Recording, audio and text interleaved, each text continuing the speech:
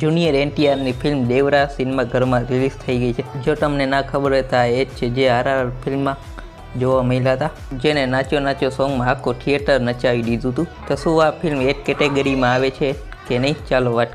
ફિલ્મની સ્ટોરી એક લાઇનમાં રિવ્યૂ કરું તો ફિલ્મની શરૂઆતમાં પ્રકાશ રાજ દેવરાની સ્ટોરી સંભળાવે છે, જેમ કે કેજીએફની સ્ટોરી સંભળાવી હતી. ફિલ્મની સ્ટોરી દેવરા ઉપર છે, જે સમુદ્રી લૂંટેરો હોય છે, જે સમુદ્રી જહાજ લૂંટે છે મોટા માણસના કહેવાથી.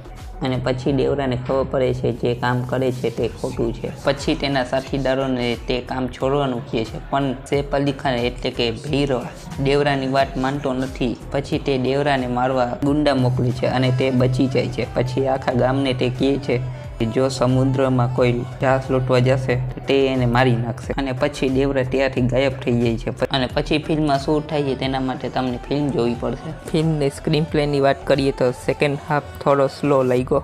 અનિરુદ્ધનું બીજીએમ ખૂબ જોરદાર હતું અને ફિલ્મનો ક્લાઇમેક્સ તમને બાહુબલીની યાદ આવી જશે. તમે આ મૂવી જોઈ લીધી તો તમને કેવી લાગી મને કોમેન્ટમાં કહેજો. અને જો આ વિડીયો સારો લાગ્યો તો લાઇક કરજો, ચેનલને સબસ્ક્રાઈબ. અને વિડીયો તમે ક્યાંથી જોવો છો એ પણ કોમેન્ટમાં કહેજો.